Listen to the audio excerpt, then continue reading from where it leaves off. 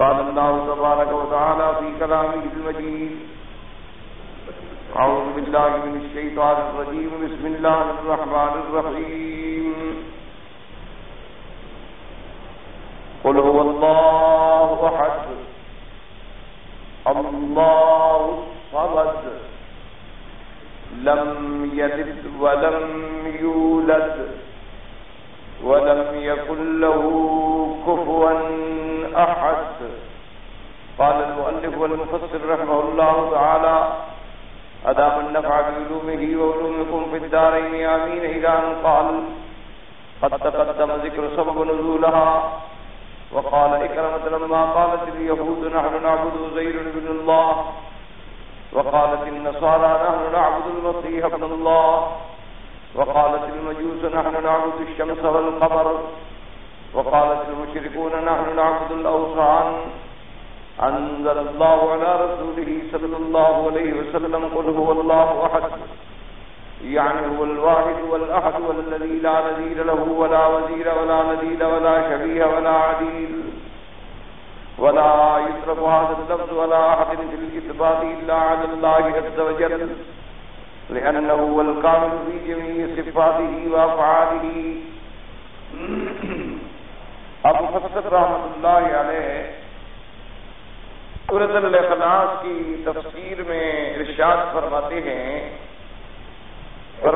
کہ سبب نزول کے بارے میں تو آپ پہلے پڑھ چکے ہیں کہ بعد مشرکین مکہ نے یہ سوال کیا تھا کہ آپ اپنے رب کا نسب بیان کیجیے، اور بعض یہودیوں نے بھی بدبختوں نے یہ سوال کیا تھا، اور اسی طرح مشرکین مکہ نے یہ بھی سوال کیا تھا کہ خدا تمہارا جو ہے نعوذ باللہ وہ چاندی کا ہے، سونے کا ہے، پیتل کا ہے.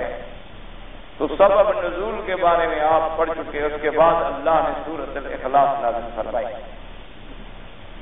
تو سورۃ الاخلاص میں تمام فرق جتنے مشرکین کے ہیں بانواعہم و اختلافہم و الوانہم سب کا رد. کیونکہ جیسے یہود کہتے تھے کہ ہم عبادت کرتے ہیں حضرت عزیر کی اور ہم عزیر علیہ السلام کو اللہ کا بیٹا مانتے ہیں، اور نصرانی کہتے تھے کہ ہم عبادت کرتے ہیں عیسیٰ علیہ السلام کی اور ہم ان کو خدا کا بیٹا مانتے ہیں. اور اسی طرح مجوسی جو ہیں مجوس وہ یہ کہتے تھے کہ ہم سورج اور چاند کی عبادت کرتے ہیں، اور مشرکین مکہ جو ہے وہ یہ کہتے تھے کہ نحن نعبد الاوثان کہ ہم جو ہے بتوں کی عبادت کرتے ہیں، یہ ہمارے معبود. تو اس میں یہ بات سمجھا کریں. اللہ تبارک و تعالی آپ کو بھی مجھے بھی اور تمام مسلمانوں کو صحیح معنی میں عقیدہ توحید کی سمجھ عطا فرما دیں، کیونکہ اسی پر نجات ہے. ساری زندگی آدمی اعمال صالحہ کرتا رہے، اگر عقیدہ صحیح نہیں ہوگا تو نجات حاصل نہیں ہوگی. اور اگر عقیدہ صحیح ہو جائے، اتنا بڑا گناہگار ہو الحمدللہ نجات کی امید ہے کہ جنت ملے. سب سے بڑا بنیادی مسئلہ یہ ہے کہ آپ یاد رکھیں کہ یہودی جو کہتے تھے وہ صرف یہ نہیں کہتے تھے کہ عزیر اللہ کا بیٹا ہے، حالانکہ یہی کہہ دینا ہی کفر ہے. بات کو سمجھیں. یعنی کوئی آدمی نعوذ باللہ خدا کے لیے بیٹا مانے کافر ہے، کیونکہ خدا تو بیٹوں سے پاک ہے. لیکن اس کے ساتھ وہ حضرت عزیر کی عبادت بھی کرتے تھے. اسی طرح نصرانی صرف یہ نہیں کہتے تھے کہ عیسیٰ علیہ السلام خدا کا بیٹا ہے، بلکہ خدا کا بیٹے کے ساتھ ساتھ عبادت بھی کرتے تھے. جیسے مجوسی صرف یہ نہیں کہتے کہ سورج چاند خدا ہے، پھر اس کی عبادت بھی کرتے تھے. جیسے مشرکین مکہ نے بت رکھے ہوئے تھے، پھر بتوں کی عبادت بھی کرتے تھے. تو اب اس میں ہمیں دو مسئلے سمجھ آئے. ایک مسئلہ تو یہ سمجھیں کہ جو لوگ یہ مغالطہ دیتے ہیں کہ بھئی کافر اور مشرک وہ ہوتا ہے جو بتوں کا پجاری ہو، جو بتوں کو خدا مانتا ہو، بتوں پر چڑھاوے چڑھاتا ہو، بتوں کو اپنا حاجت روا اور مشکل کشا مانتا ہو، وہ کافر ہے. ہم بتوں کی عبادت تھوڑی کرتے. یہ بڑا مغالطہ ہے جس میں آج کل مسلمان بیچارے بھی مبتلا ہیں۔ وہ بھی یہ سمجھتے ہیں کہ دیکھو جی قرآن پاک نے مشرکین مکہ مشرکین نبل مشرکون نجس نبل مشرکون نجس، جتنا قرآن میں مشرکین پر آیات آئی ہیں وہ ساری ہیں مشرکین مکہ کے بارے میں۔ اور مشرکین مکہ وہ لوگ تھے جو بتوں کی پوجا کرتے تھے، ہم تو بتوں کی پوجا نہیں کرتے، ہم تو بتوں کی پوجا کرنے والوں کو کافر سمجھتے ہیں، تو لہٰذا ہم تو پکے مسلمان۔ ایک مغالطہ یہ، تو اس مغالطے کو یوں سمجھیں کہ اللہ کے سوا یعنی وَمَنْ أَضَلُّ مِمَّن يَدْعُو مِن دُونِ اللَّهِ، سے بڑا گمراہ کون ہے جو اللہ کے سوا کسی کو پکارے؟ اللہ کے سوا اگر کوئی بت کی عبادت کرے تو کافر ہے، اگر کوئی بندے کی عبادت کرے تو بھی کافر ہے۔ یہ نہیں کہ بت کی عبادت کرے تو کافر ہے لیکن بندے کی عبادت کرے تو مسلمان ہے۔ یہ حالات ہیں کہ اس وقت جب قرآن پاک نازل ہوا تو مکے کے مشرکین جو تھے وہ بتوں کے پجاری تھے، اس لیے ان کا ذکر زیادہ آیا، ورنہ اگر بتوں کی عبادت کرے تو بھی کافر ہے، شمس و قمر کی عبادت کرے تو بھی کافر ہے، اور اللہ کے نبیوں کی حضرت عیسیٰ اور حضرت عزیر علیہ السلام کی عبادت کرے تب بھی کافر ہے۔ یہ نہیں کہ صرف بتوں کی عبادت کرے تو کافر ہے، ورنہ عیسیٰ علیہ السلام کی عبادت کرے تو مسلمان ہے، عزیر علیہ السلام کی عبادت کرے تو مسلمان ہے، فرشتوں کی عبادت کرے تو مسلمان ہے، جنوں کی عبادت کرے تو مسلمان ہے۔ تو اس بات کو ہمیشہ پلے باندھ لیں کہ اللہ کے سوا یعنی عبادت کا مستحق کون ہے؟ اللہ۔ اب اللہ کے سوا کوئی جبریل کی عبادت کرے، میکائیل کی عبادت کرے، نوری مخلوق کی عبادت کرے، ناری مخلوق کی عبادت کرے، انبیاء کی عبادت کرے، اولیاء کی عبادت کرے، زندوں کی عبادت کرے، مردوں کی عبادت کرے، چاند سورج کی عبادت کرے، جس کی بھی عبادت کرے وہ اللہ کے سوا ہے، اور جو اللہ کے سوا عبادت کرے گا وہ کافر۔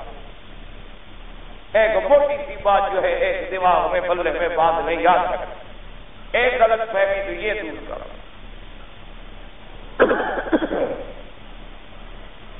کیوں؟ جن چیزوں سے اللہ نے منع کیا ہے، منع کیا، اللہ نے فرمایا کہ میرے سوا کسی کی عبادت نہ کر، ایاک نعبد و ایاک نستعین، تیری ہی عبادت کرتے ہیں، سمجھیے مسئلہ، اور تجھ ہی سے مدد، تیری ہی عبادت کرتے ہیں، یہ نہیں کہ تیری بھی عبادت کرتے ہیں،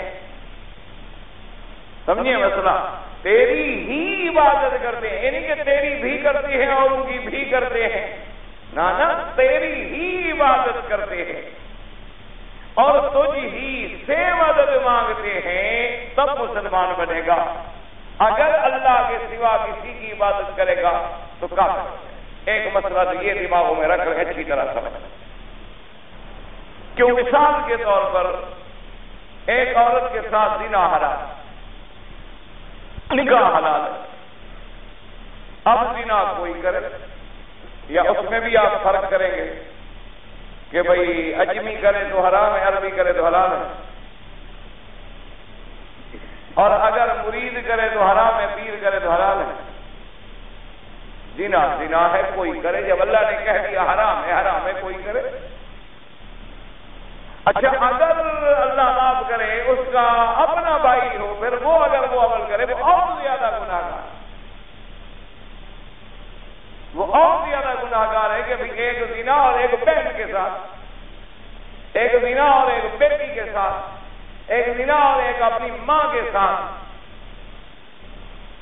تو اس کی سزا جو ہے پھر عام حد نہیں ہوتی، بلکہ اس کی سزا کے لیے تو اللہ رسول نے فرمایا کہ فوراً قتل کرو، وہ تو زندیق ہے، وہ تو بالکل ایسے ہو گیا جیسے اللہ کے دین سے نکل گئے۔ اسی لیے کیوں اللہ نے جس کو حرام کر دیا ہے، جو حرام ہے وہ حرام ہے، جو حلال ہے وہ حلال ہے، اللہ تبارک و تعالی احل حلالا وحرم حراما، بعض چیزوں کو حلال کر دیا اور بعض کو حرام کر دیا۔ اب کوئی یہ بہانہ نہیں بنا سکتا کہ جی زنا تو تب ہے جب کوئی غیر کرے، اگر اپنا کرے پھر تو کوئی حد نہیں۔ اپنا جو ہوا جی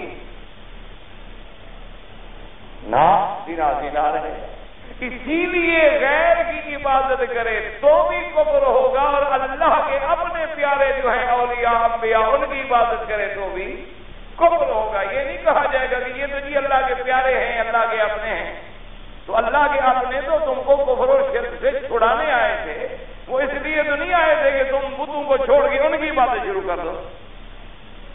اچھی توحید سمجھانے کے لیے تمہیں آئے کہ 365 بتوں سے تو تمہیں نکال دیا، لیکن اپنی عبادت تم سے شروع کروا دی۔ اس لیے ہمیشہ یاد رکھیں، اللہ کے سوا عبادت چاہے کسی کی ہو، اللہ کے سوا عبادت چاہے ملائکہ کی ہو، انبیاء کی ہو، اولیاء کی ہو، اور شمس و قمر کی ہو، افلاک کی ہو، نجوم کی ہو، بتوں کی ہو، گنگا جمنا دریا کی ہو، سانپ کی ہو، بچھو کی ہو، کسی کی عبادت ہو وہ کفر ہے۔ ایک مسئلہ یہ سمجھے۔ دوسری بات یہ سمجھے کہ عبادت کا کیا معنی ہے۔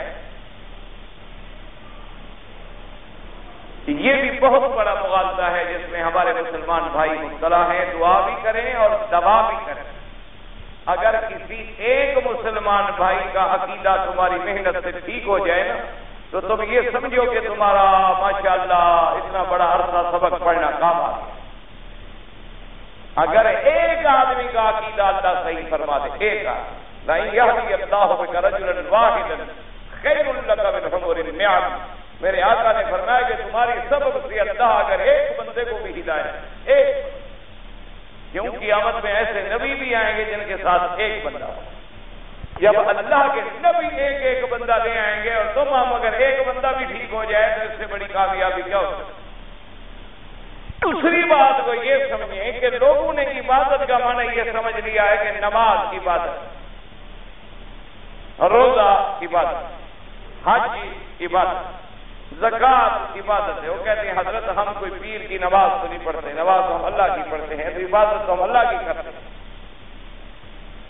ہم تو اگر قبر پہ جاتے ہیں حضرت ہم نے کبھی قبر والے کی نماز نہیں پڑھی، ہم نماز تو خدا کی پڑھتے ہیں۔ اسی وقت ساتھ مسجد ہوتی ہے قبر شریف کے روضے مبارک کے، اور وہاں جا کے ہم نماز پڑھتے ہیں، نماز اللہ کی پڑھتے ہیں، باقاعدہ فاتحہ پڑھتے ہیں، اس میں قل هو اللہ احد پڑھتے ہیں، قل اعوذ برب الناس پڑھتے ہیں، اللہ کے نام پہ رکوع سجود کرتے ہیں، اللہ کے نام کے ذکر اذکار تسبیح پڑھتے ہیں، دعائیں مانگتے ہیں۔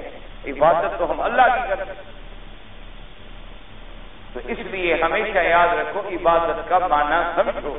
عبادت کا معنی ہوتا ہے غایت تذلل، یعنی انتہا درجے کی عاجزی کا اظہار کرنا، انتہا درجے کی پستی اور ذلت کا اعتراف کرنا۔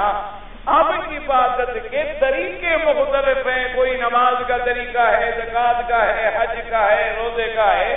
اصل عبادت کا معنی کیا ہے کہ آدمی اپنی بندگی اور ذلت کا اظہار کر دے کہ یا اللہ تو سب سے عزیز ہے، سب سے عالی ہے، تیری شان علو ہے، تو کا خالق ہے، مالک ہے، میں تیرا عاجز بندہ ہوں، دیکھ میں ہاتھ باندھ کے تیرے دربار میں کھڑا ہوں، تیرے آگے جھک گیا ہوں، اب میں نے اپنا چہرہ بھی مٹی میں ڈال دیا ہے کہ تو بڑا۔ عاجزی یعنی انتہائی عاجزی، انتہائی پستی کا نام جو ہے وہ عبادت ہے۔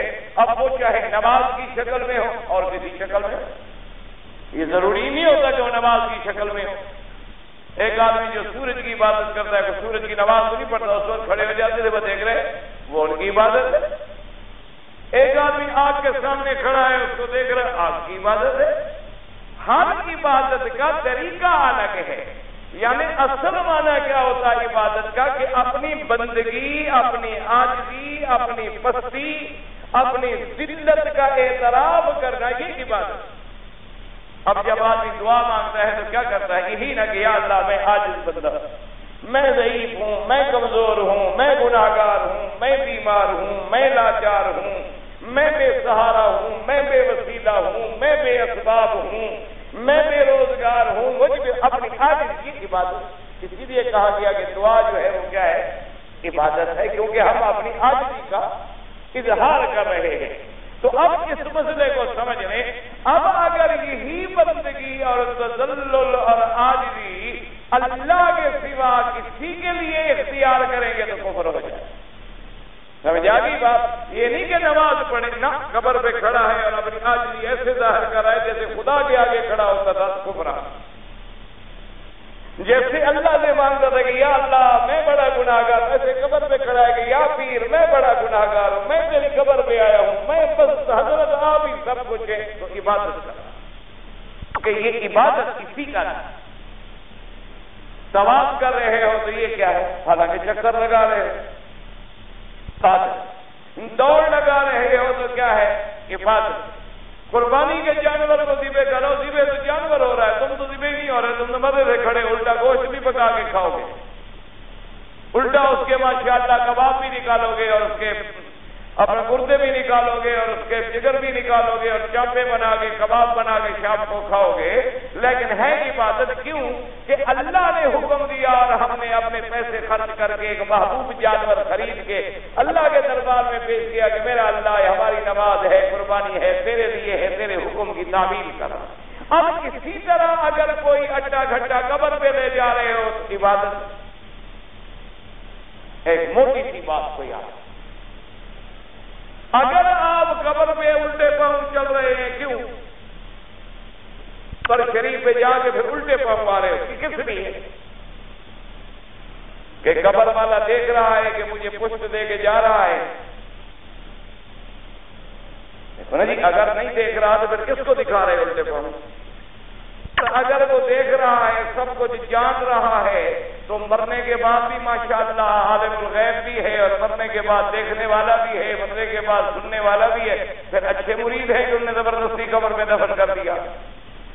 سننے والے کو، جاگنے والے کو، دیکھنے والے کو، سب کچھ سمجھنے والے کو اچھے وفادار ہیں، تو مرنے کے بعد بھی حضرت کو باہر رکھ دیتے، 2 دن 4 دن 10 دن تو رکھ کے دیکھو، تجربہ تو کرو کیا ہوتا ہے۔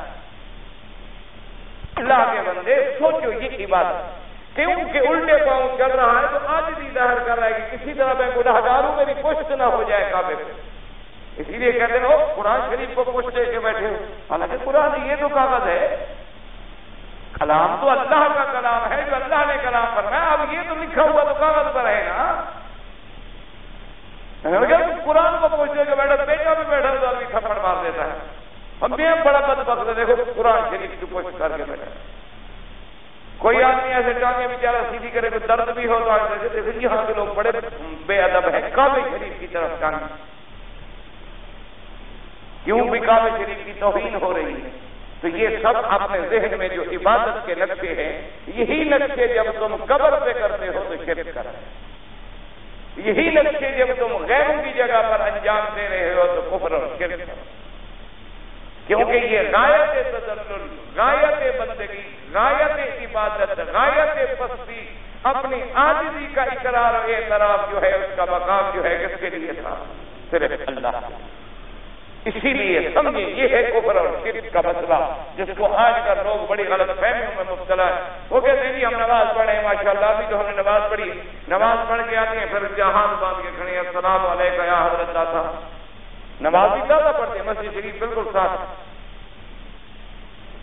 مسجد شریف ہے جہاں حضرت علی حجویری رحمۃ اللہ علیہ کا مزار ہے، تو صافی مسجد ہے، بہت بڑی مسجد ہے ماشاءاللہ، وہاں تازہ نماز ہوتی ہے، جمعہ ہوتا ہے، اور ایک بہت بڑا بورڈ بھی میں نے دیکھا تھا کہ زمانے میں رکھا ہوا تھا کہ اللہ کے سوا غیر کا سجدہ کرنا بھی کفر ہے، یہ بورڈ بھی لکھا ہوا ہے، سجدہ بھی ہو رہا، باقاعدہ طواف ہو رہا، باقاعدہ پھیری لگ رہی ہے اور ہاتھ باندھے ہوئے ہیں اور ایسے ماں کھڑے ہیں جو خدا کے کعبے میں بھی میں نے ادب سے کھڑا ہوا نہیں دیکھا۔ ایمان کی بات ہے، یعنی میں نے اپنے آنکھوں سے دیکھے تو دور کی بات ہوتی ہے نا، اپنے آنکھوں سے دیکھی ہوئی بات میں عرض کر رہا ہوں، یعنی ایسے ادب سے کھڑے ہوتے ہیں۔ اللہ حضرت خواجہ نظامالدین رحمۃ اللہ علیہ اتفاق سے میں جب وہاں گیا تو میں نے دیکھا رات کو تقریباً 2 بجے کا وقت تھا، گزرے میں نے کہا بھی فاتحہ پڑھ لی، تو وہاں سے جب گئے تو جناب ہزاروں کی تعداد میں، یہ نہیں ایک دو آدمی چار آدمی، ہزاروں کی تعداد میں کہیں قوالی ہو رہی ہے، کہیں جناب کچھ ہو رہا ہے، باقاعدہ طواف ہو رہا ہے، اور کچھ لوگ ہاتھ باندھے کھڑے ہیں، اور جناب عورتیں دوپٹے اتار کے بیٹھی ہوئی ہے کہ جی میں فلاں ملک سے آئی ہوں منت باندھنے کے بیٹا دینا ہے پیر صاحب، مجھے بیٹا نہیں ہوتا، میں نے منت مانی تھی کہ حضرت کی مزار پہ جاؤں گی اور وہاں جا کے بیٹا لے آؤں، اور ہیں مسلمان، باقاعدہ پوچھو بھی تم کون ہو، کہتے جی مسلمان ہیں، کلمہ شریف پڑھتے ہیں، ہمارا قرآن پر حضرت ایمان ہے، ہم اللہ رسول کے ماننے والے ہیں، ہم کوئی مشرک تھوڑے ہیں مکے والے کے بتوں کی پوجا کریں، یہ بت تھوڑے ہیں، یہ تو اللہ کے ولی ہیں، یہ تو اللہ کے بزرگ ہیں، ہم بتوں کی تھوڑی پوجا کر رہے ہیں، یہ تو اللہ کے محبوب ہیں، اللہ کے پیارے بندے ہیں، اور ان کا اللہ کی خدائی میں حضرت بڑا ہاتھ ہے۔ اللہ تبارک و تعالیٰ نے ان کو باقاعدہ مختار بنایا ہے، یعنی سب مختار نامے ایشو کر دیے ہیں، اللہ نے کروڑوں وکیل ہیں تو اللہ کے کروڑوں مختار، سب کے بعد، اور مختار ناموں بھی خاص کوئی نہیں، سب کے بعد عام جنرل اٹارنی پاورز ہیں، اللہ کے پاس اب کچھ نہیں۔ انا للہ و انا الیہ راجعون، میں نہیں کہہ رہا، خدا کے کعبے میں کوئی الزام نہ لگائے مجھ پر، باقاعدہ شعروں میں کہا ہے کہ خدا کے پلے میں وحدت کے سوا کیا ہے، باقاعدہ شعر لکھا ہے کہ خدا کے پلے میں وحدت کے سوا کیا ہے، مجھے جو کچھ ہی لینا ہے میں لے لوں گا محمد سے، کہ اب خدا کے پلے میں ایک توحید ہی رہ گئی، اور ہے کیا، ہمیں جو کچھ لینا ہے ہم تو لیں گے حضور پاک صلی اللہ علیہ وآلہ آلہ واصحابہ وسلم تسلیما کثیرا کثیرا۔ تو اس لیے اپنے عقیدے کو صاف کریں۔ اچھا، اور اسی طرح ایک دن میرے آقا نے، سرکار مدینہ نے صلی اللہ علیہ وسلم، جب میں حضور کا نام لوں تو درود شریف پڑھیں اور محبت کے ساتھ درود شریف جب پڑھیں نا، جتنی محبت سے پڑھو گے اتنی اللہ زیادہ اجر دے، اور جتنی محبت سے تمہاری زبان سے درود نکلے گا اتنی قیامت میں حضور پاک کا قرب اور تعلق نصیب ہوگا۔ اس لیے درود شریف بالکل چلتے پھرتے اٹھتے بیٹھتے طواف میں ہر مقام پہ درود شریف تو اپنا ایک ورد بنا دیں کہ آدمی جب بیٹھا ہے، جا رہا ہے، چل رہا ہے، وضو ہے، الحمدللہ نہ بھی ہو تو پڑھتے رہے۔ درود پاک کی محبت جو ہے بڑی عظیم تھی۔ حضور صلی اللہ علیہ وسلم کے پاس صحابی بیٹھے تھے، تازہ تازہ اسلام لائے، حضور پاک نے آیت پڑھی، اتخذوا احبارهم ورهبانهم اربابا من دون اللہ۔ اللہ نے فرمایا کہ میرے مدنی صلی اللہ علیہ وسلم، یہ یہود اور نصارہ جو ہیں، انہوں نے اپنے راہبوں کو، انہوں نے اپنے پیروں کو، اپنے پنڈتوں کو اللہ کے سوا خدا بنا رکھا ہے۔ ارباب جمع ہے رب کی، احبار جمع ہبر کی، رہبانہم رہبان، احبار رہبان کہتے ہیں ان کے عالم، ان کے پنڈت، ان کے بڑے بڑے پادری۔ ارباب من دون اللہ، اللہ کے سوا انہوں نے ان کو رب بنا لیا۔ حضور پاک نے جب یہ آیت پڑھی، صحابی بیٹھے ہیں مطعم بن عدی، انہوں نے کہا کہ یا رسول اللہ صلی اللہ علیہ وسلم، میں ابھی اسلام لایا ہوں، میں یہود اور نصارہ کو اچھی طرح سمجھتا ہوں۔ انہوں نے کہا حضور آپ ناراض نہ ہوں، تو یہودی اور نصرانی، یا ہم جب یہودیت میں تھے نصرانیت میں تھے، ہم نے اپنے جو پادری ہوتے تھے ان کو خدا کو کبھی نہیں بنایا، ہم اپنے پادری کو پادری سمجھتے تھے، خدا تو نہیں سمجھتے تھے۔ اور آپ قرآن میں پڑھ رہے ہیں کہ انہوں نے خدا بنایا ہوا ہے، تو ہم نے تو حضور ان کو کبھی خدا نہیں سمجھا تھا، ہم سمجھتے تھے پادری ہیں، پنڈت ہیں، بڑھیا نہیں، ہمارے بڑے ہیں، عالم ہیں، بزرگ ہیں، صوفی ہیں، یعنی بڑے عبادت گزار ہیں۔ حضور نے فرمایا میرے صحابی بات سمجھو، ایک بات مجھے بتاؤ کہ وہ پادری، وہ پنڈت جب تم کو کہتے تھے کہ یہ حلال ہے اور یہ حرام ہے، تو تم ان کی بات مانتے تھے؟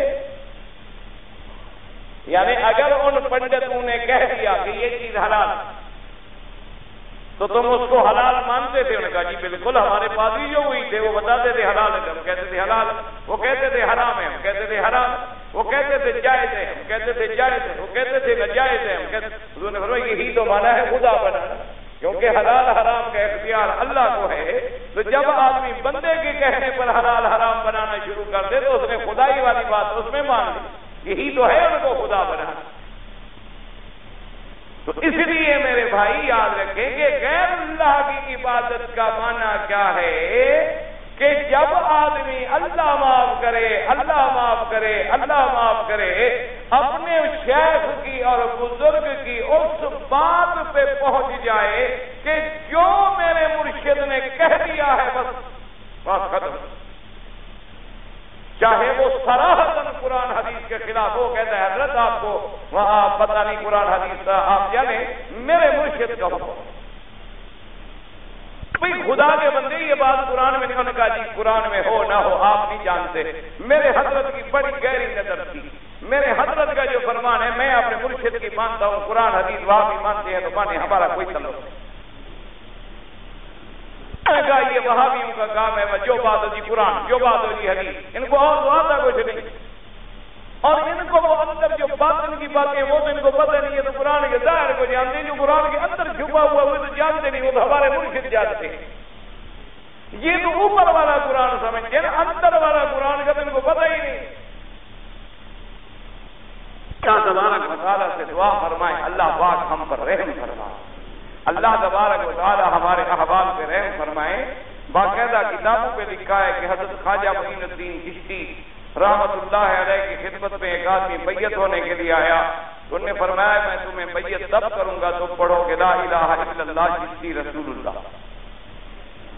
پھر اس کی تعبیر کی ہے عجیب وہابی نے پتہ ہی کوئی نہیں، ہاں مانا یہ تھا کہ جیسے رسول کی اطاعت ضروری ہے اسی طرح میری اطاعت کرو گے تو میں تمہیں مرشد بناؤں گا، مرید بناؤں گا، ورنہ میں کیوں بناؤں؟ او خدا کے بندے، اسی طرح کا کلمہ کبھی حضرت ابو بکر نے بھی پڑھایا، کبھی حضرت عمر نے بھی پڑھایا، حضرت عثمان، حضرت علی، اہل بیت رسول نے بھی پڑھایا، یا ان کو سمجھ نہیں تھی، 1400 سال کے بعد ہمیں سمجھ آ گئی۔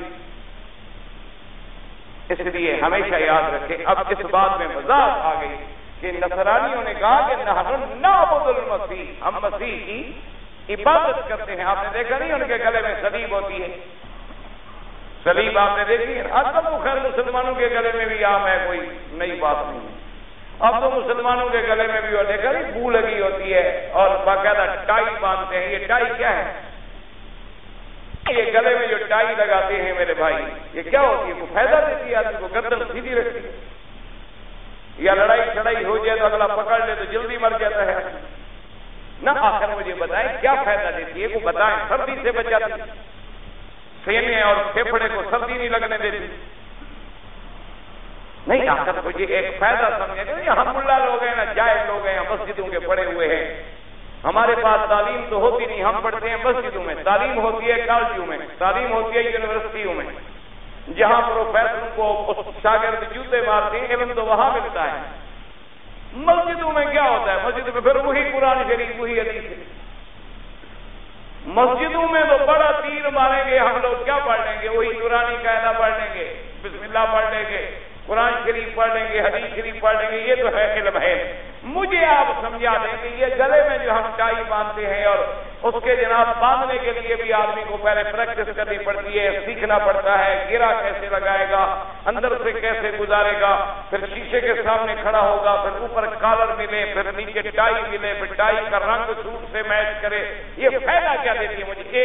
ایک منٹ کے لیے قائل کر دیں میں تمہاری بات مانا، سردی سے بچاتی ہے، گرمی سے بچاتی ہے، گردن کو سیدھا رکھنے میں فائدہ دیتی ہے، کوئی بیماری کو رفع کرتی ہے، یا پیٹ کے درد کو فائدہ دیتی ہے، یا نیچے تک شہد پہنچ جاتی ہو نہ، کیا فائدہ دیتی ہے؟ صرف یہ ہے نا کہ انگریز کی اتباع ہے، کہ انگریز چونکہ صلیب کا نشان گلے میں ڈالتا ہے، ہمارا پڑھا لکھا جو نوجوان ہے ماشاءاللہ، جدید جو ایجوکیشن کا ماہر ہے، ایجوکیٹڈ جو اپنے آپ کو کہلاتا ہے، وہ اس کی یاد کو زندہ رکھتا ہے کہ بھئی تم مجھے ابو بکر و عمر کا پیروکار نہ سمجھنا، میں تو شیکسپیئر کا لارڈ میکاوے کا پیروکار ہوں، مجھے کہیں بھول کے تم یہ نہ سمجھ بیٹھنا کہ میں صحابہ کا پیروکار ہوں۔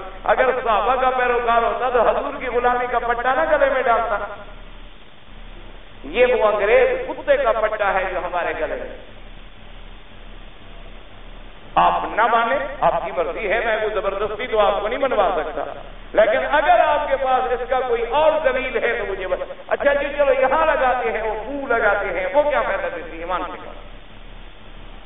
ٹھنڈے دل سے مجھے قائل کر دو کہ اتنی صرف اتنی تو ہوتی ہے 2 انچ چوڑی، 1 انچ چوڑی تو 2.5 انچ لمبی، یہ تو سارا اس کا طول ہوتا ہے۔ مجھے آپ ایمانداری سے بتا دیں کیا فائدہ؟ مجھے اگر آپ قائل کر دیں میں مان لوں گا، میں تمہارے ساتھ۔ اچھا یہ جو ہم کالر لگاتے ہیں یہ کیا فائدہ دیتے ہیں؟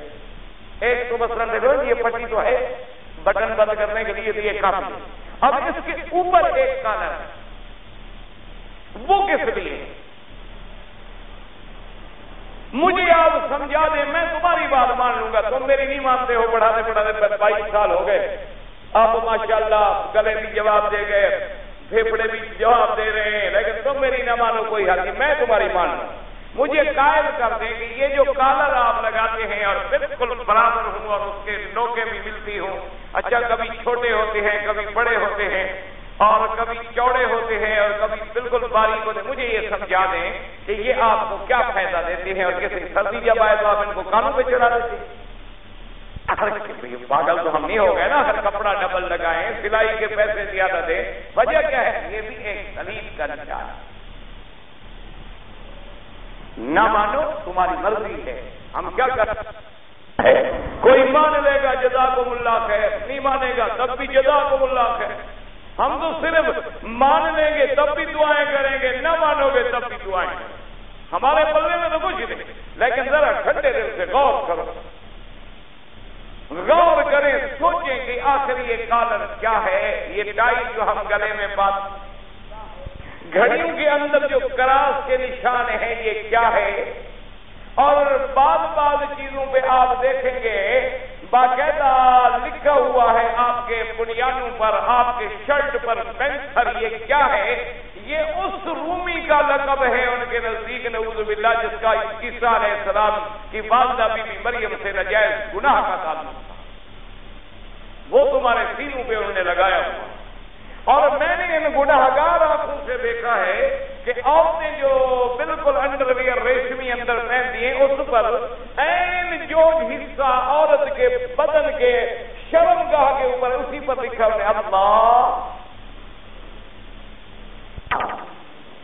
دشمن کہاں پہنچ گیا؟ تم اب بھی اسی کے غلام ہو، تم اب بھی اسی کا لباس پہنتے ہو، اسی کی شکل بناتے ہو، اسی کے بال بناتے ہو، اسی کی طرح داڑھی مڈواتے ہو، اسی کی طرح سگریٹ پکڑتے ہو، اسی کی طرح سگار ہاتھ میں رکھتے ہو، اسی کی طرح جناب چلتے ہو، اسی کی طرح چوری کانٹا پکڑ کے کھانا کھاتے ہو، اسی کی اتباع کر رہے ہو جو تمہارا دشمنی کی اس حد میں پہنچا ہوا ہے جوتے کے تلوے میں لکھا اللہ۔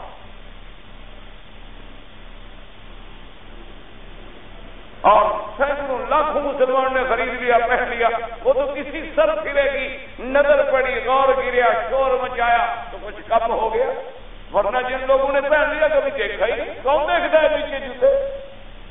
کون غور کرتا ہے ان چیزوں کی طرف؟ دشمنوں نے یعنی اس حد تک تیرے دین کی توہین کی کہ لفظ اللہ جو اس میں جلالہ ہے، جو اس میں ذات ہے، اس کی توہین کا مرتکب ہوا۔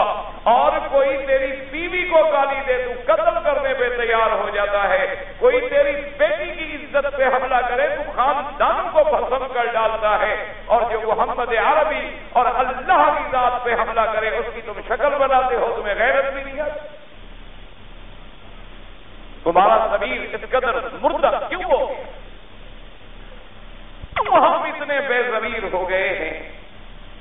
کیوں ہم اتنے بے حس ہو چکے ہیں؟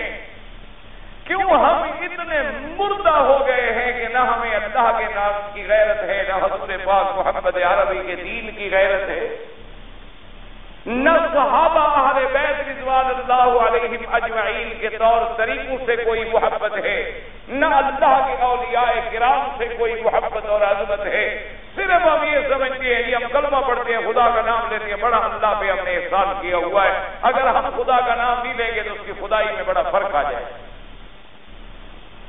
جب تک ہم پیدا نہیں ہوئے اللہ کی خدائی چلتی نہیں تھی، ہم چلا رہے ہیں. اگر ہم مر جائیں گے تو کوئی خدا کی خدائی میں نقص آ جائے گا، کوئی ٹکڑا گر پڑے گا آسمانوں کا. اس لیے خدا کے لیے غور کریں کہ یہ چیزیں جو ہم نے استعمال کی ہوئی ہیں بظاہر یہ لباس ہیں، کوئی فرق نہیں پڑتا ان میں، لیکن ان کے اشارات، ان کے کنایات، اس کے پس منظر میں جو دشمن کی آرزو ہے وہ ہم پوری کر رہے ہیں. وہ آپ کہیں بھی دیکھیں گے صلیب کا نشان ہوگا، ان کے قبرستانوں میں جائیں قبر پر بھی صلیب کا نشان ہوگا، ان کا کوئی آدمی گھر سے نکلے گا پھر بھی صلیب کا کراس نشان بنائے گا، اور کسی کام کے لیے نکلے گا پھر بھی کراس کا نشان بنائے گا. ان کے معبد پر بھی صلیب کا نشان ہوگا، اور بدقسمتی سے اب مسلمانوں نے بھی اسی کو اپنے گلے میں ڈالا. عبادت کا معنی صرف یہ نہیں ہوتا کہ نماز پڑھو عبادت ہے، عبادت کا معنی ہے بندگی، عبادت کا معنی عاجزی، عبادت کا معنی پستی، عبادت کا معنی تذلل، یعنی اپنی عاجزی کا اظہار کرنا جو ہے وہ عبادت ہے، اور وہ صرف اللہ کے لیے ہے اور کسی غیر کے لیے نہیں ہے. اس لیے وضاحت آ گئی. میرے آقا نامدار صلی اللہ علیہ وسلم کے زمانے میں انہوں نے کہا مشرکین مکہ نے کہ نعبد الاوثان، ہم بتوں کی عبادت کرتے. کیا مانا؟ بتوں پہ چڑھاوے چڑھاتے تھے، بتوں کو آگے باقاعدہ ہاتھ لگا کے چوما کرتے تھے، بتوں کے چردوں میں آگے باقاعدہ سر رکھتے تھے، بتوں کے پاس جو مجاور بیٹھے ہوتے تھے ان کی خدمت میں آگے پوچھا کرتے تھے کہ جی ہم نے بیٹے کی شادی کرنی ہے، میرے بیٹے کا نام یہ ہے اور لڑکی کا نام یہ ہے، ذرا مہربانی کرو ہمیں بتاؤ. تو وہ باقاعدہ ایک تھیلی نکالتا تھا، اس تھیلی کے اندر لکڑیاں ہوتی تھی، وہ لکڑیوں کو ایسے پھینکتا تھا، اس سے جو نکل آتا نام وہ کہتا ہاں جاؤ جاؤ مبارک ہے کام ہو گیا تم شادی کرنا. ہندو بھی جاتا ہے باقاعدہ اپنے پنڈت کے پاس، وہ کہتا ہے جی ہم نے لڑکی کی شادی کرنی ہے، آپ مہربانی کر کے ہمیں کوئی دن نکال کر دیں، کون سی دن ہوگا، کون سی گھڑی ہوگی، کون سا وقت ہوگا جس میں ہم پھیرے کرائیں گے تاکہ ہماری شادی کامیاب ہوگی. وہ حساب کرے گا بدبخت، اور اس کے بعد ان کو شبھ گھڑی نکال کے دے گا. جو مسلمان بھی نکلواتا، مسلمان بھی آتا ہے مولوی کے پاس، جی مہربانی کر کے ذرا فال نامہ تو دیکھ کر بتاؤ ہمیں، فال کتاب کھول کے بتلاؤ کہ ہمارے بیٹے کا کیا حال ہے، ہمارا بیٹا گم ہو گیا ہے یا مل نہیں رہا، کتاب کھول کے بتلاؤ کہ بیٹا کا. مولوی کو اپنے بیٹے کا پتہ نہیں کہاں ہے، تمہارے بیٹے کی خبر ہے. اس کو اپنے بیٹے کا پتہ نہیں ہوتا بیچارے کو کہ شام کو پتہ نہیں میرا بیٹا اچھے لوگوں کے ساتھ بیٹھتا ہے یا گندے لوگوں کے ساتھ بیٹھتا ہے. تو وہ تمہارے بیٹے کی خبر کہاں سے قرآن سے نکال کر تمہیں دے دے گا. تو یہ سب عبادت ہے، یاد رکھو. میرے کہنے کا مقصد یہ ہے ساری چیزیں کیا ہے؟ عبادت ہے. کسی کے نام کی نظر نیاز دینا عبادت ہے، کسی کے نام پہ چڑھاوے چڑھانا عبادت ہے، کسی کے نام پہ خیرات کرنا عبادت ہے، کسی کے نام پہ نوراتہ بیٹھنا عبادت ہے، کسی قبر کا طواف کرنا عبادت ہے، کسی قبر پہ جھکنا عبادت ہے، اس کو چومنا عبادت ہے، اس پہ غلیظ ڈالنا عبادت ہے، اس کے سامنے ہاتھ باندھ کے کھڑے ہونا عبادت ہے. اور عبادت صرف کس کی ہوتی ہے؟ اللہ کی ہوتی ہے. بس یہی ایک مسئلہ ہے جو دماغ میں بیٹھ جائے الحمدللہ اللہ کی توحید سمجھ آ گئی، اور نہ بیٹھے تو سمجھ کچھ نہیں آتا. اسی کا ہم روزانہ اقرار کرتے ہیں کہ الحمدللہ رب العالمین الرحمن الرحیم مالک یوم الدین ایاک نعبد و ایاک نستعین. اللہ فرماتے ہیں میں تو نماز قبول نہیں کروں گا پہلے پاک ہو گیا ہو. حاضر میرا اللہ میں نے پاک ہو گیا. فرمایا کپڑے بھی پاک کرو. اللہ میاں کپڑے پاک ہیں. فرمایا بدن بھی پاک کرو. بدن پاک ہے. فرمایا میرے قبلے کی طرف رخ کرو. ہر کسی سے رخ موڑ لو. فولی وجہ کا شطر فولی وجہ کا شطر المسجد الحرام. اللہ میاں میں نے کعبے کی طرف بھی رخ کر دیا. فرمایا میں پھر بھی قبول نہیں کروں گا. اب اعتراف کرو اور کہو اللہ اکبر. میری بڑائی کا اعتراف کرو کہ سب سے بڑا جس سے کوئی بڑا نہیں. اللہ اکبر، میرا اللہ میں کہہ دوں، فرمایا ایسے نہیں بلکہ ہاتھ اٹھاؤ، ہاتھ اٹھا کے ان کا رخ بھی کعبے کی طرف رکھو، اور ہاتھ اٹھا کے تاکہ ساری دنیا دیکھے کہ سب کچھ کو چھوڑ کے ہاتھ اٹھا کے میری گواہی دے رہا ہے۔ ورنہ ایسے کھڑے کھڑے تو پتہ نہیں، اب تم کہتے ہو مجھے کیا پتا، تم نماز پڑھے عبادت کر رہے ہو کہ نہیں کر رہے۔ فرمایا ہاتھ اٹھاؤ اور ہاتھوں کا رخ بھی کعبے کی طرف رکھو، یوں نہ کرو، یوں نہ کرو، یوں نہ کرو، سیدھا رکھو ہاتھوں کو اور کہو اللہ اکبر۔ اب ہاتھ باندھ کے کھڑے ہو جاؤ، اپنی نظر سجدے کی جگہ پہ ٹکا لو، چونکہ اب میری رحمت تیری طرف متوجہ ہے۔ اور میرا اللہ نے ہاتھ بھی باندھ لیے، تجھے بڑا بھی مان لیا، اب کیا کروں؟ فرمایا صرف بڑا نہ مانو بلکہ اقرار کرو، سبحانک اللہم وبحمدک وتبارک اسمک وتعالی جدک، میری پاکی بھی بیان کرو، یہ نہیں کہ مجھے بڑا مانو تو اور چھوٹے چھوٹے بھی ساتھ مانو۔ فرمایا سبحانک، پاک ہے تیری ذات، ہر صفت نقصان سے پاک ہے، اور تو ہی ہمارا الہ ہے، تیرے لیے ہی حمد و ثنا ہے، اور تیری ہی ذات بلند و بالا ہے، اور تیری ہی ذات دائم و قائم ہے۔ اب تو میرا اللہ نماز قبول فرما لے۔ فرمایا نہ ابھی کہاں، آگے پڑھو، لا الہ غیرک، تیرے سوا کوئی معبود پر حق نہیں۔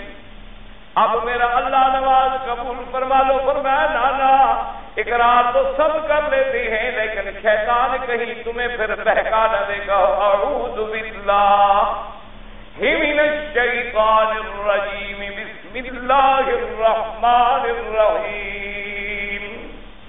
اقرار کرو کہ اللہ میں تیری پناہ پکڑتا ہوں، تیری پناہ میں آتا ہوں، اور کوئی پناہ دینے والا نہیں، اور مجھے پناہ دو شیطان سے جو راندہ ہوا ہے، جو مردود ہے، جو راندہ درگاہ ہے، اور شروع کرتا ہوں تیرے نام سے جو بہت بڑا بھی حرفان ہے اور نہایت رحم والا ہے۔ کیا شروع کرتے ہو؟ کہا اقرار کرو کہ الحمدللہ، سب حمد و ثنا تیرے لیے ہے۔ کس کے لیے؟ رب العالمین، جو تمام عالم کا رب ہے۔ کون؟ فرمایا پھر اقرار کرو الرحمن الرحیم، جو بہت بڑا مہربان ہے، نہایت رحم والا۔ کون ہے وہ؟ فرمایا مالک یوم الدین، جو یوم جزا کا مالک ہے۔ اب جب اتنا کہہ لیا، اللہ فرماتے نا پھر میری بندگی کا دوبارہ اقرار کر، سپارہ اقرار کر، ایاک نعبد و ایاک نستعین، تجھی ہی تیری ہی عبادت کرتے ہیں اور تجھ ہی سے مدد مانگتے ہیں۔ اب یہی مسئلہ سمجھ آیا؟ کوئی کہ یا علی مدد تو سمجھو ایاک نستعین کا مخالف ہے قرآن کا، کوئی کہے گا کہ پنجن پاک مدد، کوئی کہے گا یا پیر مدد، کوئی کہے گا یا دستگیر مدد، کوئی کہے گا یا غوث مدد۔ اللہ فرماتے ہیں پھر ایاک نستعین کے منکر ہو اور قرآن کی ایک آیت کا منکر بھی کافر ہوتا ہے۔ کیوں؟ قرآن میں تم نے کیا اقرار کیا ہے کہ کس سے مدد مانگتے ہیں؟ جب غیروں کو مدد مدد مدد مدد پکار رہے ہو تو پھر اللہ کی مدد کہاں گئی؟ اتنے کے بعد بھی اللہ نے فرمایا آگے دعا مانگو۔ میرا اللہ ہم سیدھے راستے پہ تھا، فرمایا نہ تم پھر بھی غلطی کر سکتے ہو، دعا مانگو اہدنا الصراط، اہدنا الصراط المستقیم، یا اللہ ہمیں صراط مستقیم کی ہدایت عطا فرما۔ کتنا کا فرمایا نہ کیوں؟ تم سیدھے رستے پہ چل پڑو، ہر آدمی اپنا رستہ ڈھونڈ نکالے اور وہ کہے یہ سیدھا، وہ کہے یہ سیدھا، وہ کہے یہ سیدھا۔ کہا نانا سیدھا رستہ ان کا صراط الذین انعمت علیہم، ان لوگوں کا جن پر تیرا انعام ہے، غیر المغضوب علیہم ولا الضالین، نہ ان کا جن پہ تیرا غضب ہے، نہ ان کا جو گم کردہ رہا ہے۔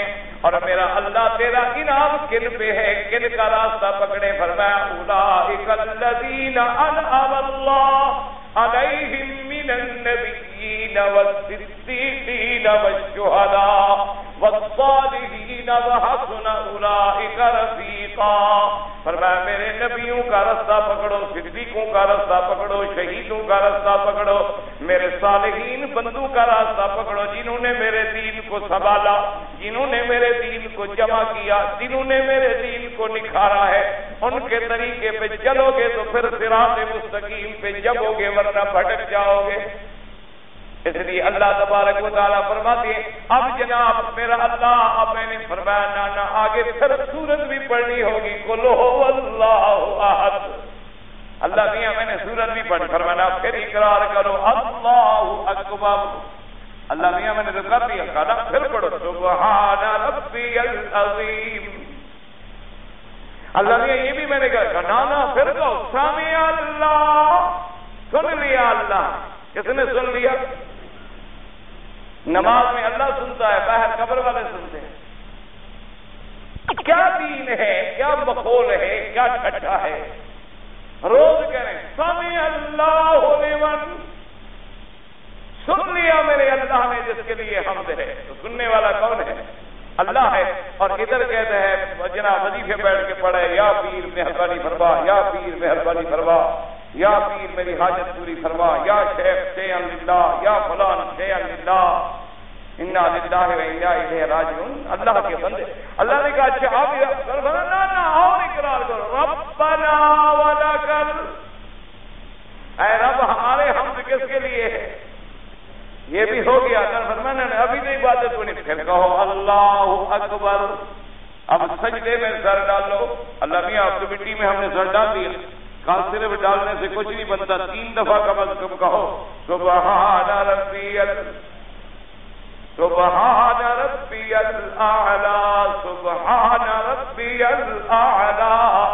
اسی طرح 3 رکعتیں 4 رکعتیں 2 رکعتیں پوری ہو گئی، بیٹھ گئے، اللہ بھی آپ تو مہربانی فرما، نانا آگے کہو التحیات للہ والصلوات والطیبات، تحیات کس کے لیے ہے؟ حمد و ثنا کس کے لیے ہے؟ اچھا اللہ نے فرمایا یہ کہہ دیا ہے تو اب میرے حکم سے سلام کس پہ؟ جو السلام علیک ایھا النبی ورحمۃ اللہ، اطاعت و عبادت کا مستحق کون ہے؟ اللہ ہے۔ صلاۃ و سلام بھیجنے کا مستحق کون ہے؟ اللہ کی طرف سے درخواست کریں اور بھیجیں حضور محمد مصطفیٰ۔ اللہ نے فرمایا جب تم یہاں پر آ گئے تو اب اس قابل ہو گئے اپنے لیے بھی سلامتی مانگ لو، السلام علینا وعلی عباد اللہ الصالحین۔ اب جناب چونکہ آ گیا تھا نا عباد اللہ صالحین کہ ہم پر بھی سلامتی ہو اور صالحین بندوں پر بھی، تو اللہ نے فرمایا کہ ایسا نہ ہو کہیں کہ عباد اللہ صالحین کا اپنے نیک بندوں کا نماز میں بھی تو ہم سے ذکر کروا رہے ہیں، تو معلوم ہوتا ہے نیک بندوں کے ہاتھ میں کچھ ہے تو صحیح۔ فرمایا نا پھر کو اشہد اللہ، وہ تو تیری دعاؤں کے محتاج ہیں، نفع نقصان کے مالک نہیں، کہیں غلط فہمی میں نہ پڑ جانا، وہ تو تیری دعاؤں کے محتاج ہیں کہ ہم پر بھی سلامتی بھیج، اپنے اولیاء نیک بندوں پر بھی سلامتی بھیج، ہم ان کے لیے مانگ رہے ہیں، ان سے نہیں مانگ رہے ہیں۔ اشہد ان لا الہ الا اللہ، اللہ نے کہا کہ صرف یہ نہیں، میرا اللہ ہم تو پہلے کہہ چکے تھے اللہ اکبر، فرمایا اللہ اکبر کہا تھا نا، اب کہو تیرے سوا کوئی معبود برحق نہیں۔ اب چونکہ سلام آ گئے کہ السلام علیک ایھا النبی، اللہ نے فرمایا کہیں جاہل نبی کو ندا نہ شروع کر دے، کہا فوراً اقرار کرو اشہد ان محمدا عبدہ ورسولہ، تاکہ عقیدہ ٹھیک کر لے کہ صلاۃ و سلام کا مستحق ہے لیکن تیرا بندہ ہے، تیرا رسول ہے۔ یہ سب ہو گیا، میں نے فرمایا آپ درود پڑھو، درود پڑھنے کے بعد اللہ نے کیا کریں؟ کہا دعا مانگو۔ درود پڑھنے کے بعد کیا دعا مانگتے ہو؟ اللہم انی ظلمت نفسی ظلما کثیرا، اچھا یا مانگتے ہو رب اجعلنی مقیم الصلاۃ ومن ذریتی ربنا وتقبل دعا، یا مانگتے ہو اللہم انی اعوذ بک من عذاب القبر، یہ دعائیں مانگتے ہو۔ ایمان سے کہو کس سے مانگتے ہو؟ اللہم انی ظلمت نفسی ظلما کثیرا فإنہ لا یغفر الذنوب الا آگے فاغفر لی آگے کرتے کیوں میں اٹھا جاؤں گا یار انہا کا اب یہ دعا کس سے مانگ رہے ہو یہاں کوئی وسیلہ آدم کا نبی کا نوح کا علی کا ولی کا کوئی ہے نہیں ہے یار ڈھونڈو تو صحیح کہیں ہو دائیں بائیں آگے پیچھے کہیں آیت کے اندر چھپا ہوا ہو جو مولوی وہابی نہ پڑھتے ہوں کس سے دعا مانگ رہے ہو اللہ سے اللہم انی ظلمت تو مانگو تو کس سے مانگی رب اجعلنی مقیم الصلاۃ مانگو تو کس سے مانگی اللہم انی اعوذ بک من عذاب القبر واعوذ بک فتنۃ المسیح الدجال واعوذ بک فتنۃ المحیا وفتنۃ الممات واعوذ بک من المغرب بغلبۃ الدین وقال الرجال مانگو تو کس سے مانگی تو یہ نماز میں اللہ سے جب سلام پھیر تو یا مدد کیسی نماز ہے اس سے بڑا تو منافق ہے کہ نماز میں تو بیٹھے اللہ میاں تو مہربانی کر میں نے اپنی جان پہ بڑا ظلم کیا ہے تیرے سوا کوئی بخشنے والا نہیں تیرے سوا کوئی غفور نہیں تیرے سوا کوئی رحیم نہیں میرا اللہ مجھے عذاب قبر سے بچا فتنہ مسیح سے بچا فتنہ دجال سے بچا یا اللہ مجھے زندگانی کے فتنوں سے بچا مجھے موت کے فتنوں سے بچا دجال کے فتنے سے بچا جب سلام پھیر دیا تو یا پیر مدد معین الدین چشتی مدد اللہ فرماتا ہے ایسے منافق کی عبادت میں قبول نہیں کرتا جو میرے سے سامنے بھی مانگتا ہو اور غیروں سے بھی مانگتا ہو اور پھر دعویٰ بھی کرتا ہو کہ میں مسلمان ہوں اس لیے ہمیشہ یاد رکھو ایک نماز جو ٹھیک کر لو نا انشاءاللہ تیرے سارے مسئلے ٹھیک ہو ایک نماز میں روزانہ جو تمہیں 5 دفعہ تعلیم دی جا رہی ہے صرف نماز کو مسلمان یاد کر لے خدا کی قسم ہے کبھی شرک کر سکتا مسلمان کی نماز ہی ٹھیک ہو جائے اس سے کبھی شرک نہیں ہو بس دعا کرو اللہ ہماری نماز ٹھیک کر ہماری نماز جو ہے صحیح معنوں میں نماز بن جائے حقیقی عبادت بن جائے اور جب پڑھو نا ذرا نماز میں تدبر کیا کرو اللہ اکبر جو کہہ رہا ہوں تمہیں کیا کہیں ذرا غور کیا کرو ایسا نہیں مسلمان اللہ اللہ اللہ اللہ کیا پتہ کیا کہہ رہا یہ کوئی نماز ہے ایک ایک لفظ پہ غور کرو تو شرک کبھی کر ہی نہیں سکتا سوال پیدا نہیں ہوتا ایمان سے کہو جب نماز میں بندہ کھڑا ہے وضو کے ساتھ کھڑا ہے اللہ کو گواہ بنا رہا ہے لاکھوں بندوں کا مجمع ہے اور اقرار کر رہا ہے کہ تیرے سوا الہ کوئی نہیں ہے تیرے سوا معبود کوئی نہیں ہے تیرے سوا مشکل کشا حاجت روا کوئی نہیں ہے وہ بندہ کیسے شرک کرے گا سوال پیدا نہیں ہوتا لیکن نماز ٹھیک ہو تو اب جن لوگوں کا عقیدہ یہ ہو کہ نماز ایک اللہ کی ہے ایک رسول کی ہے ایک پیر کی ہے ان کا کوئی علاج ہے پھر ان کے لیے علاج ہے دعا دعا کرو اللہ ہدایت کسی کے لیے بد دعا نہ کرو دعا کرو کہ اللہ ہدایت اب دیکھیں ایک ہی لفظ میں مفسر نے کیسے پیارا ترجمہ کیا ہے اللہ اکبر اللہ اکبر کہتا ہے مجوسیوں نے نصرانیوں نے یہودیوں نے مشرکوں نے اللہ نے اپنے مدنی پہ قرآن اتارا قل هو اللہ احد کیا مانا هو الواحد الاحد وہ واحد ہے احد ہے الذی لا نظیر له جس کی کوئی مثال نہیں ولا وزیر له جس کا کوئی وزیر نہیں کہ مشورے کا محتاج ہو ولا ندید له ولا شبیہ له ولا عبید له ولا عبید له ولا مثل له ولا مثال له ولا مماثل له ولا شبیہ له جس کا کوئی مثل نہیں جس کے کوئی برابر نہیں جس کا کوئی شریک نہیں جس کا کوئی مشابہ نہیں اور کہتا ہے ولا یطلق هذا اللفظ على احد في الكتاب الا الله الله عز وجل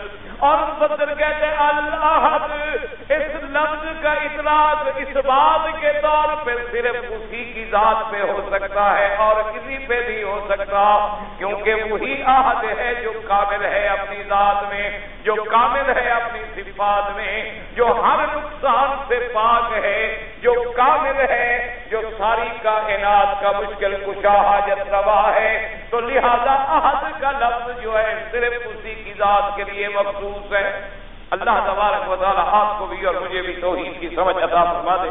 اللہم صلی علی محمد وبارک وسلم.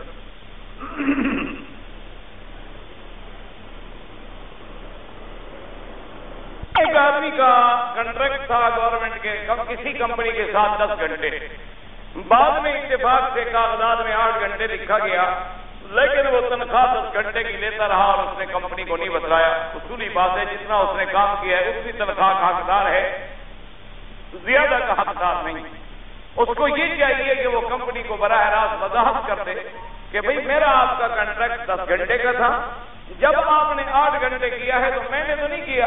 آپ نے اگر غلطی سے لکھ دیا یا غلطی سے ٹائپ ہو گیا یا غلطی سے آرڈر ہو گئے یا خدا جانے آپ کی پالیسی بدل گئی، بہر صورت مجھے جو تنخواہ دی ہے تو آپ مجھے وہ تنخواہ پوری کی پوری معاف کر دیں، تاکہ میں نے اگر کام کم کیا ہو تو میرے ذمہ تمہارا حقوق العباد نہ رہ جائے.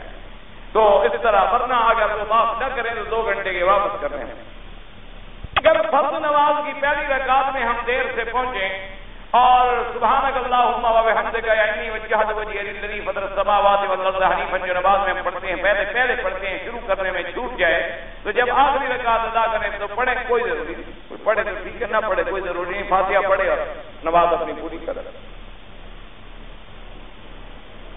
اگر امام کے ساتھ ظہر عصر مغرب عشاء کی فرض نمازوں کی پہلی 2 رکعتیں چلی گئیں، آخری 2 رکعتوں میں ملے ہیں، تو بعض ائمہ یہ فرماتے ہیں کہ آخری 2 رکعتوں کو یہ سمجھے اسی طرح پورا کرے جو اس کی چھوٹی ہیں، یعنی فاتحہ بھی پڑھے اور سورت بھی پڑھے. اور بعض ائمہ فرماتے ہیں کہ صرف فاتحہ ہی کافی ہے. وہ پہلی جو 2 رکعتیں امام سے پڑھی ہیں گویا وہ پہلی ہو گئی اور اب ہم جو پڑھ رہے ہیں وہ ہماری آخری ہو گئی. بہرحال الحمدللہ نماز ہو جاتی ہے اللہ کی رحمت سے.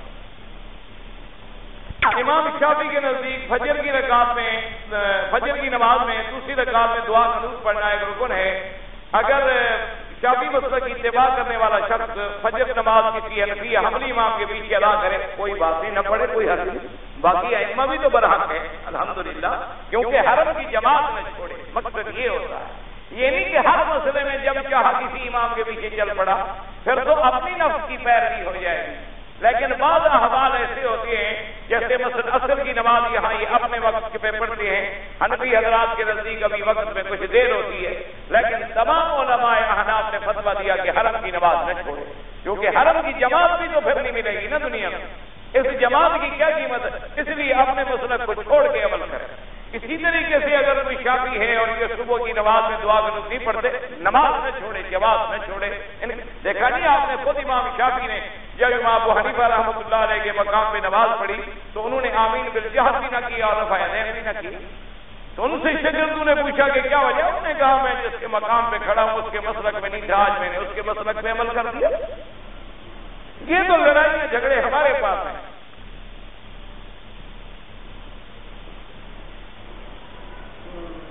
ہاں امام شافعی کے مسلک پر تو ٹھیک لکھا ہے انہوں نے کتاب العلم میں، امام شافعی کا مسلک یہی ہے، لیکن کیونکہ حرم کی جماعت کو چھوڑنا جو ہے وہ اچھا ہے. رکوع کی حالت میں پاؤں میں نگاہ رکھے، بے وضو اگر قرآن کی آیت یاد پڑھیں جائز ہے. نماز کے اندر جب امام فاتحہ پڑھتا ہے تو مقتدی، امام ابو حنیفہ فرماتے ہیں مقتدی کے لیے آمین کافی ہے بس. اور امام احمد بن حنبل فرماتے ہیں کہ جہری نمازوں میں فاتحہ نہ پڑھے، سری نمازوں میں پڑھے. اور امام شافعی رحمۃ اللہ علیہ کے نزدیک چاہے جاری ہو سری ہو، وہ کہتے ہیں جب موقع ملے تو فاتحہ ضرور پڑھے. سر کی رکعت نماز کے بعد اگر ہم طواف کریں، حنفی حضرات جو ہیں وہ نفل مغرب کے بعد پڑھ لیں. باقی ائمہ کے نزدیک حرم میں ہر وقت نماز جائز ہے. ہمارے ملک میں بینک والے زکات کاٹ لیتے ہیں، اب ہم خود خوشی سے نہ دیں تو کوئی کیا کرے؟ آخر کوئی زکات دینے کا راستہ بھی تو بدلا ہوگا، ورنہ بہرحال میں اس کو جائز نہیں سمجھتا. اس کی وجہ یہ ہے کہ بینک میں ہمارا پیسہ جو ہے پہلے ہمیں یہ فیصلہ کرنا پڑے گا قرض ہے یا امانت ہے. ایک دوسری بات یہ ہے زکات کے لیے زکات دینے والے کی اجازت ضروری ہے. تیسری بات یہ ہے زکات میں کہ جس کو دیا جائے اس کو ان پیسوں کا مالک بنانا ضروری ہے. اور یہ تینوں چیزیں ہمارے بینک میں نہیں ہوتی. ہمارے بینک جب زکات کاٹتے ہیں ہم سے نہیں پوچھتے، پہلے سے کہا ہوا ہے کہ فلاں مہینے میں ہم کاٹیں گے. پھر زکات ہماری سال کے بعد کٹتی ہے، وہاں تو جون میں اگر پیسے کٹنے ہیں اور میں نے مئی میں پیسے بھیجے وہ جون میں کاٹ دیتے ہیں، ابھی ان پر تو مہینہ بھی نہیں گزرا۔ تو اس لیے، اور دوسرا یہ ہے کہ جب وہ کسی کو دیتے ہیں زکات کے پیسے تو پتہ نہیں مالک کس کو بناتے ہیں، میں نے تو یہی سنا ہے کہ کلرک شرک کھا جاتے ہیں۔ اور تیسری بات یہ ہے کہ زکات کاٹتے ہیں اپنے سیونگ اکاؤنٹ میں، اور سیونگ اکاؤنٹ میں 7.5% سود ملتا ہے، 2.5% زکات کٹتی ہے۔ تو زکات تمہاری دراصل سود کے پیسوں سے کٹ رہی ہے، اور حرام کا پیسہ ثواب بھی نہیں ہوتا، قبول بھی نہیں ہوتا، اس لیے زکات خود دیا کرو۔ اور آج کل تو کوشش کرو چاہے پیش کی زکات بھی دینی پڑے سیلاب والوں کو دو، جن لوگوں کے گھر بہ گئے، جن لوگوں کے فصلات برباد ہو گئے، تباہی آئی، ابتلا آیا، اللہ کی طرف سے امتحان ہے، ان کی مدد کریں جتنا ہو سکے۔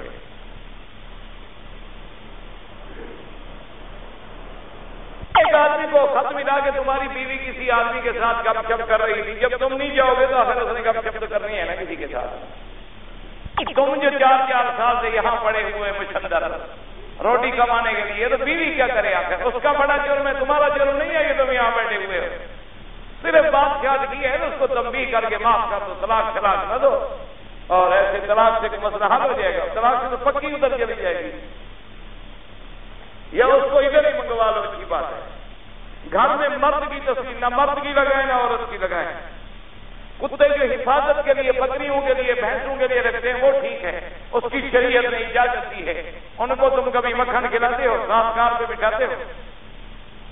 کتا حفاظت کے لیے رکھا جائے وہ جائز ہے، شکار کے لیے بھی جائز ہے۔ میرا بیٹا بیمار ہے، دعا سے اللہ سب کو شفا دے۔ پوسنیا میں مسلمانوں کے بچے یتیم ہوئے ہیں، اگر میں بچوں کو، یتیموں کو پرورش میں لینا چاہتا ہوں، ہاں بالکل لیں، آپ ان کے سفارت خانے سے رجوع کریں اور ضرور لیں بچوں کو۔ حضرت آدم علیہ السلام نے جو جنت میں درخت کا پھل کھایا تھا وہ کون سا درخت تھا؟ جب قرآن میں درخت کا نام نہیں ہے تو میں کہاں سے بتا دوں؟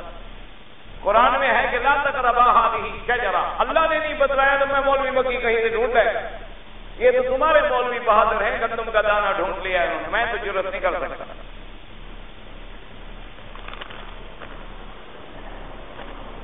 میں نے نظر کیا ہوں قرآن مجید خرید کر کے حرم شریف میں رکھ لو، باہر سے کوئی قرآن اندر نہیں آنے دیتے، تو بڑی بادشاہ لوگوں اندر سے باہر لے جانے میں ماہر ہو، باہر سے اندر لے آنے میں ماہر ہو، قرآن شریف لے کے رکھ لو، مشکل ہے، تم چرس لے آتے ہو قرآن نہیں آنے دیتے، تم بڑی بلا لوگ ہو ماشاءاللہ جی۔ نہیں تو کسی حرم کی مسجد میں رکھ لو، تمہاری نظر پوری ہو گئی۔ حضور حضرت اویس کرنی نے دانت نکلوائے تھے، ہاں کتابوں میں تو لکھا ہوا ہے۔ پنج تنخواہ کون تھے؟ تو ان سے پوچھے جو پنج تنخواہ کو مانتے ہوں، میں تو مانتے ہی نہیں۔ نماز تہجد کیسے پڑھیں؟ جیسے اور نماز پڑھتے ہو 8 رکعتیں پڑھا کرو، اگر چپل ہاتھ میں ہو طواف کر لیں کوئی حرج نہیں۔ میں نے 2 سال نماز ادا نہ کیا، توبہ نکالا، الحمدللہ توبہ کیا، اور کوشش کرو قضا بھی پڑھو، اللہ توبہ منظور کرے۔ میں نے امام ابو حنیفہ کے عمل وضی کے مسلک پہ عمل کرتا ہوں، لیکن میں نے تفسیر ابن کثیر میں پڑھا، امام کے ساتھ نماز پڑھے تو وہ فاتحہ پڑھے، تو امام ابو حنیفہ نے بھی اپنے گھر سے نہیں کہا، حضور